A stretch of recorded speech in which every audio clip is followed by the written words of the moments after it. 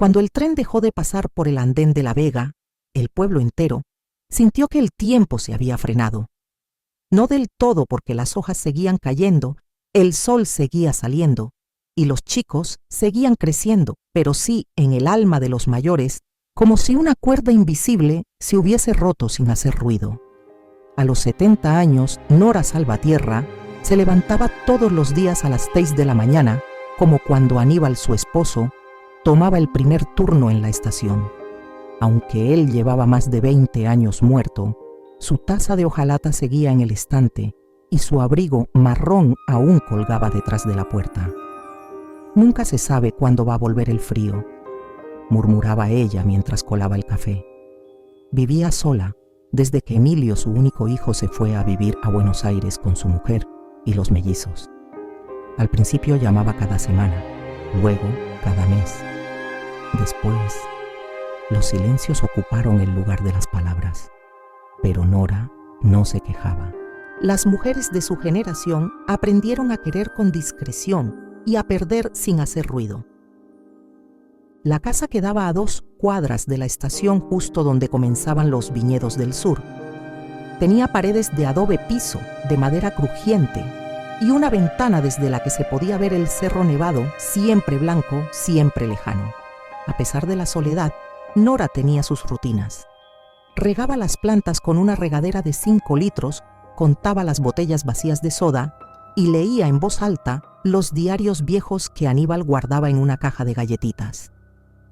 Pero lo que más hacía, aunque nadie lo supiera, era escribir cartas. No para enviarlas, no para recibir respuesta, solo para no olvidar cómo se pronunciaba el amor en papel.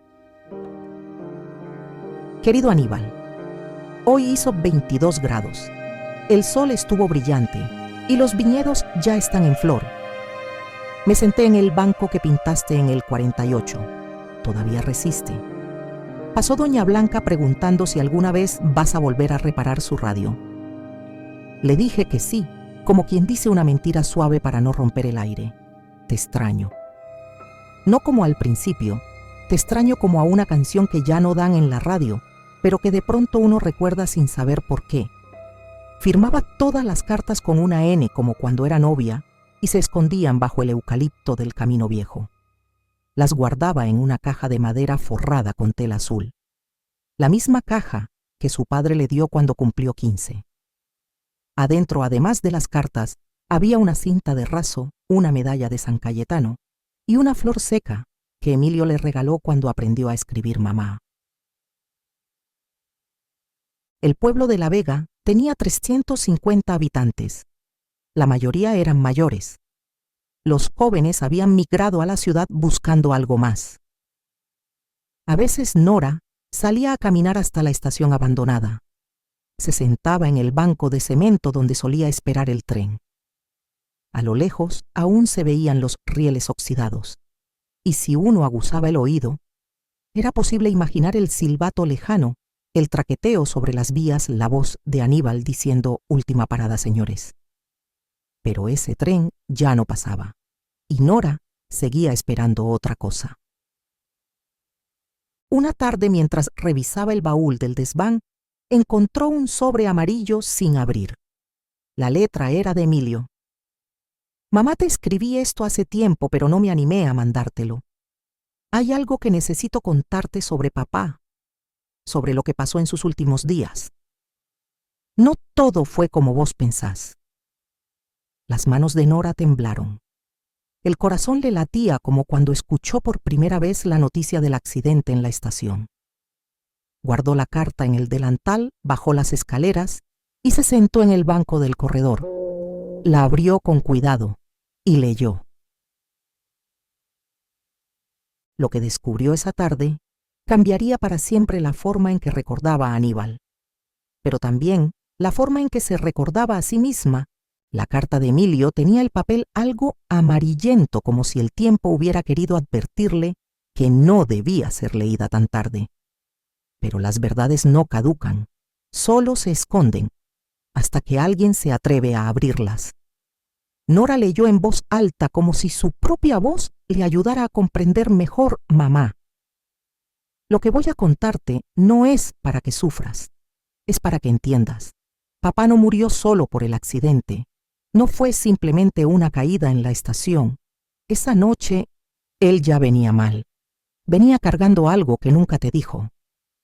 Nora tragó saliva. El zumbido de las moscas en la cocina parecía más fuerte. Afuera, el viento soplaba entre las parras. Emilio continuaba. Yo era chico, pero no tanto. Escuchaba las discusiones entre ustedes, las noches en que él volvía tarde con olor a ginebra, y las veces en que vos, en lugar de pelearle, le servías la sopa y te encerrabas en el baño a llorar bajito. Nora dejó caer la carta sobre su regazo. Eso fue lo que recordaste, hijo, murmuró. Eso quedó de él. La memoria le trajo imágenes. La noche en que Aníbal llegó con la ceja partida. La madrugada en que lo escuchó hablar solo sentado en la cocina. Y aquella última vez, cuando se fue sin despedirse diciendo que tenía turno extra por un problema en el tramo de Luján. Pero Nora había elegido no ver, porque así eran las mujeres de entonces, educadas para sostener incluso lo que las quebraba. Volvió a la carta. El día del accidente papá no debía estar en servicio. Lo habían suspendido temporalmente por una discusión con un supervisor, pero se coló en el tren. Se subió sin permiso. Quería ir hasta Maipú para hablar con alguien con quien al parecer tenía un asunto pendiente. Eso lo supe después, cuando revisaron las bitácoras, cuando el jefe de estación vino a casa y me dijo bajito como si yo fuera adulto, tu padre estaba huyendo de algo. Nunca supe si era deudas de una amante o de su propia tristeza. Nora apretó los ojos. El corazón le golpeaba con fuerza. Durante más de 20 años había alimentado una versión de Aníbal que ahora se le desmoronaba como los durmientes podridos de la vía. Se quedó en silencio durante horas, hasta que la luz se apagó por completo. Y en esa oscuridad se permitió llorar por primera vez como viuda verdadera, no por la ausencia, sino por el engaño, por los años vividos en nombre de un hombre que quizás no fue del todo quien ella creía. Al día siguiente fue al cementerio. Llevó claveles blancos y una pequeña carta. La dejó sobre la lápida sin decir una palabra, pero en su mente la despedida fue clara. Aníbal, te lloré como esposo, te recé como santo. Hoy te dejo ir como hombre, con tus sombras, con tus huecos, con el silencio que tanto me dolió.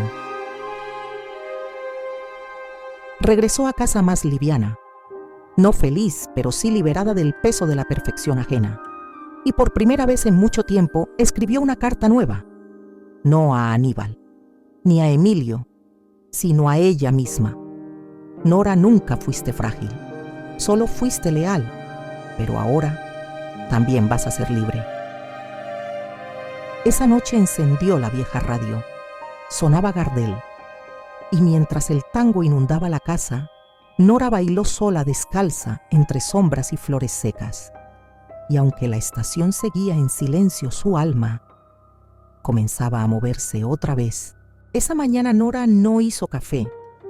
Abrió las ventanas, ató su cabello con una cinta roja que no usaba desde hacía años y se sentó frente al ropero grande de pino que tenía en su cuarto desde que se casó. Lo abrió con lentitud. El polvo subió como una nube dormida. En el fondo, tapado por mantas viejas y una caja de botones, estaba el cajón del medio, el que Aníbal siempre decía que era solo para papeles importantes. Nora lo había respetado durante décadas. Nunca lo abrió. Nunca preguntó. Pero hoy ya no tenía a quién rendirle obediencia. Sacó el cajón y lo llevó a la mesa. Tardó más de 10 minutos en reunir el valor para revolver su contenido. Había recibos de compra del año 1959, un cuaderno de cuentas con números torcidos, cartas viejas sin remitente, y al fondo una fotografía doblada en 4, envuelta en una servilleta de tela. La abrió con cuidado. Era una imagen borrosa. De noche. Aníbal, abrazando a una mujer de pelo corto. No era Nora. Y detrás, un cartel Estación Belgrano, Maipú. Nora apoyó la foto sobre la mesa. No lloró, solo suspiró largo. Después de tantos años, la evidencia no dolía tanto como la confirmación del engaño. Abajo, casi pegado al fondo del cajón, había un sobre cerrado, con letra femenina para cuando ya no esté. La letra no era de Nora. La abrió.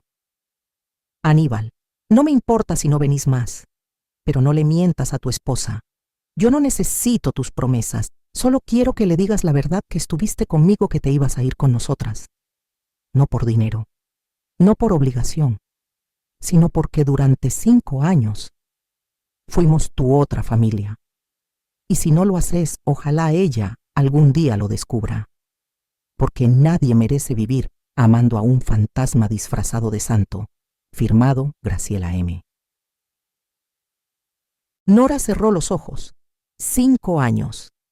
Mientras ella bordaba manteles para las Navidades, mientras cuidaba a Emilio de la fiebre, mientras le ponía una flor a su taza de desayuno, él tenía otra vida. El silencio de la casa se volvió pesado, pero Nora no rompió nada, no gritó, no destrozó los muebles ni quemó la carta. Solo guardó todo de nuevo en el cajón. Volvió a colocar la caja en su sitio y se prometió a sí misma no cargar más con lo que no era suyo. Esa tarde caminó hasta la estación abandonada. Llevaba una flor de tela en la mano. Cuando llegó al banco donde siempre se sentaba, encontró a una joven. Tendría unos 30 años, piel clara, vestido amarillo, mirada nerviosa. —¿Usted es Nora Salvatierra? —preguntó. Nora asintió. —¿Quién sos, querida? Me llamo Laura, Laura Montenegro. Graciela era mi madre. El mundo pareció detenerse. La flor cayó de la mano de Nora. El viento levantó polvo y el sol se escondió detrás de una nube.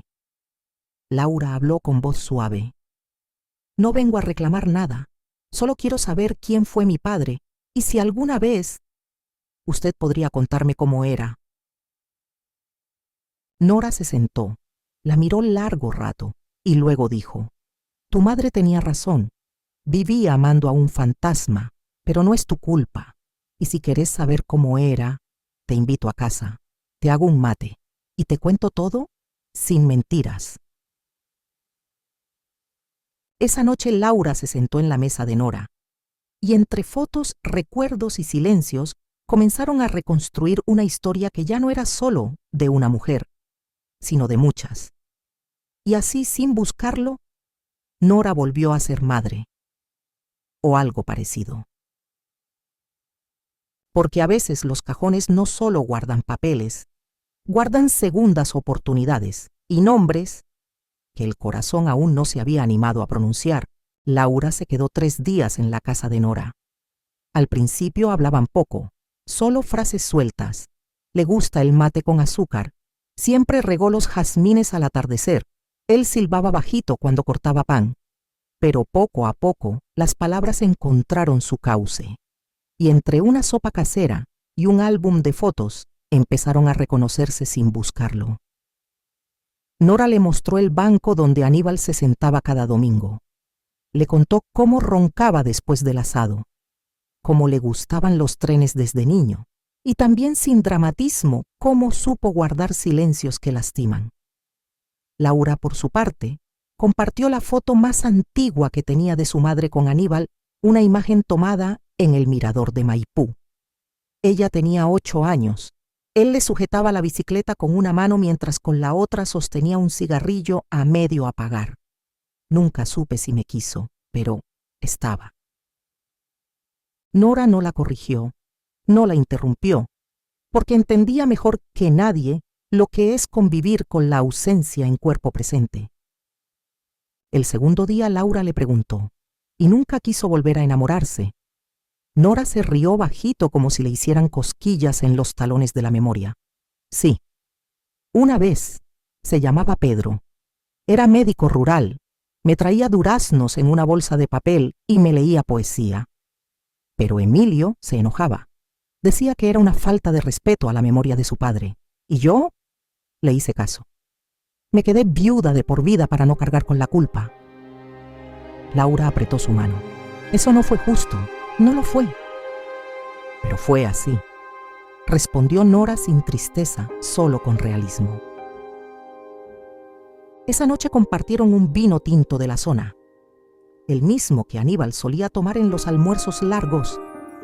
No estoy enojada con él, ¿sabes?, dijo Nora mirando el vaso.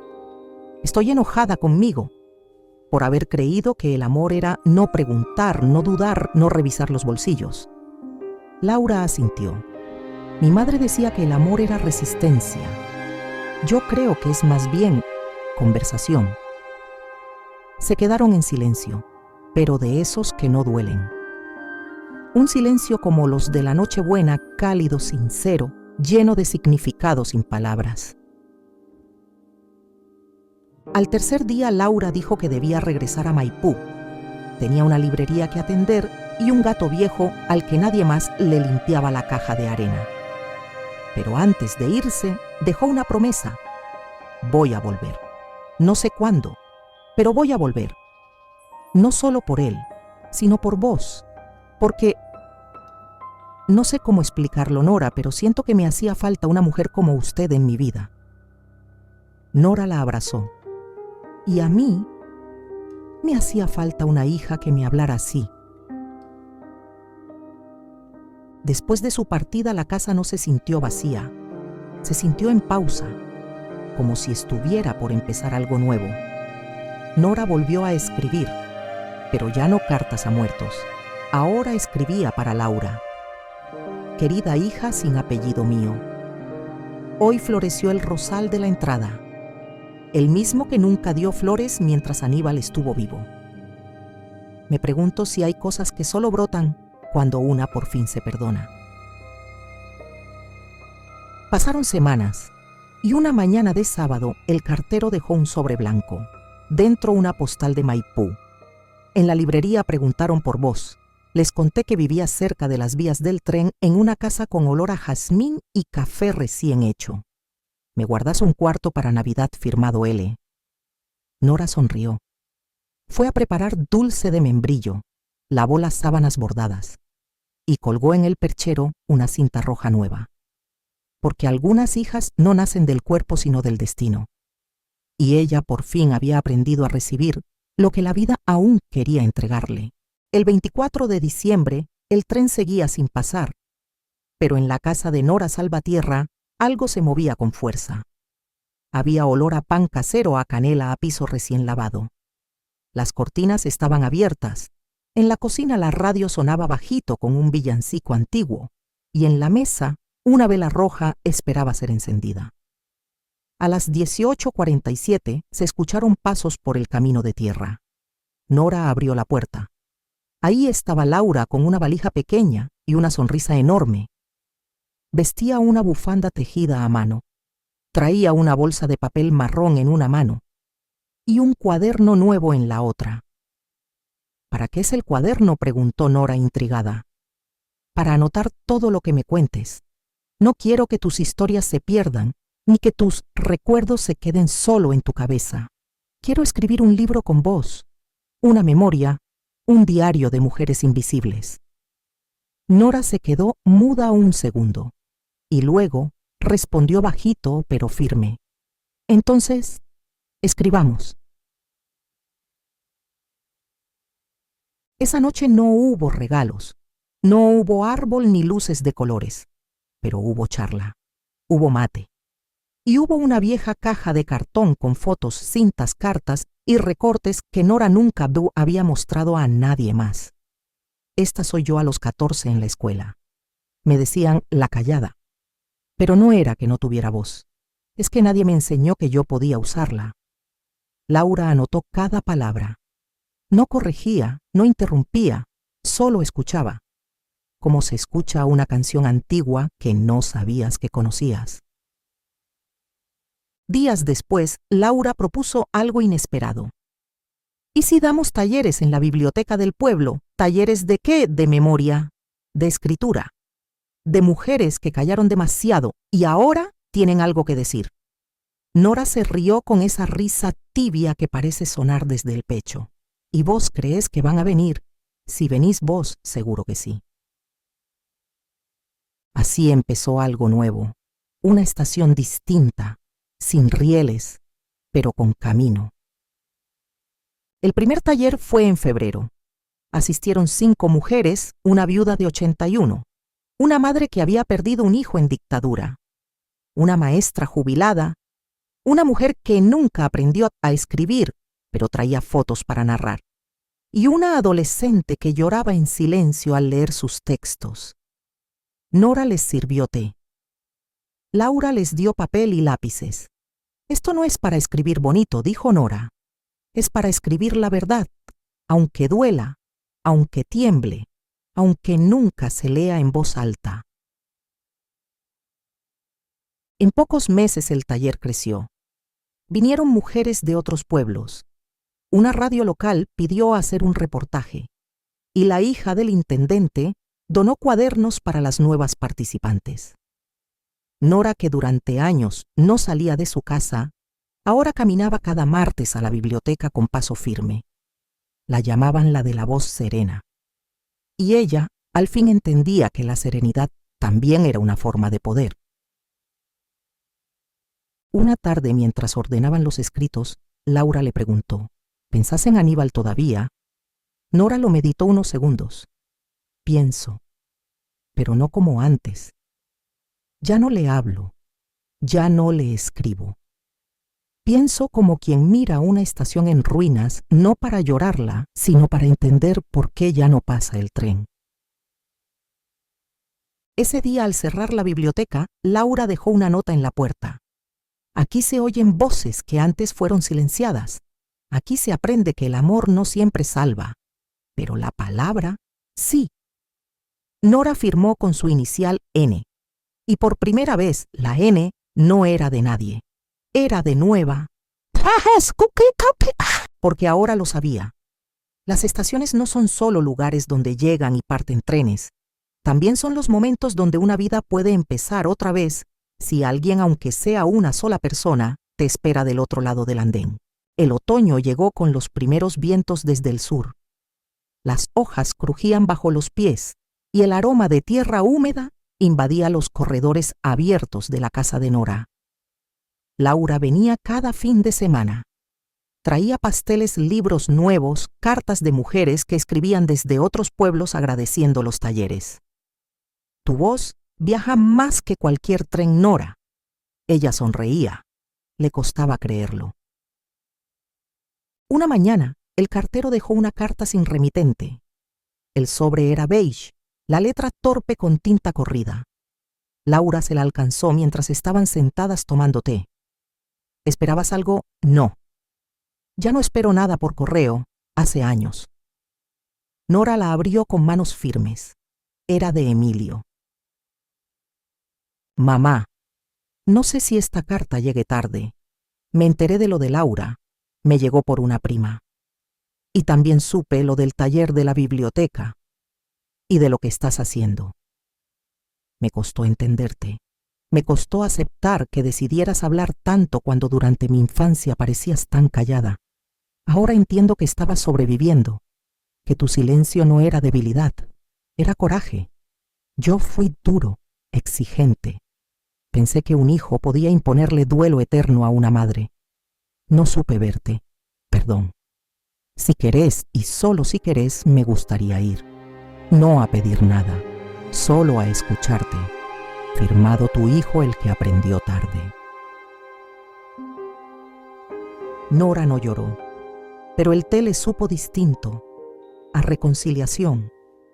Laura la miró con dulzura. ¿Querés que venga así? Pero no como hijo, que venga como un lector, porque ahora tengo mucho para contarle.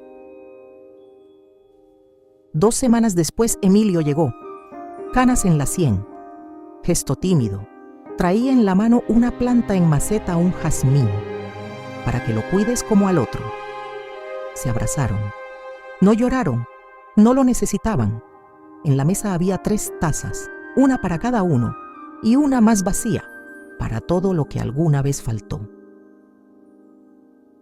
Pasaron la tarde hablando. Emilio escuchó en silencio. Laura sonreía al verlos, y Nora volvía a enseñar sin levantar la voz. Ese domingo Nora caminó hasta la vieja estación.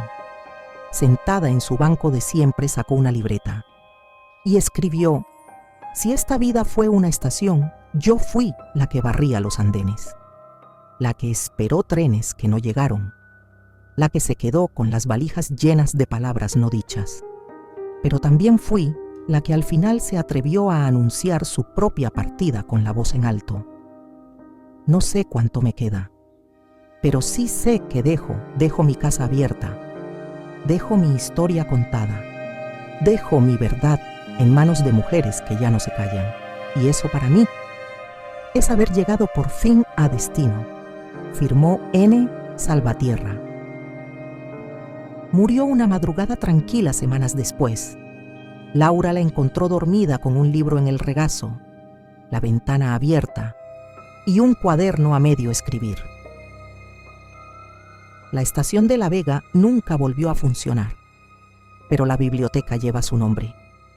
Y en un mural de entrada pintado a mano dice: aquí habló la mujer que una vez eligió callar, y cuando habló, cambió el mundo pequeño que la rodeaba. Fin de la historia. La estación de los silencios.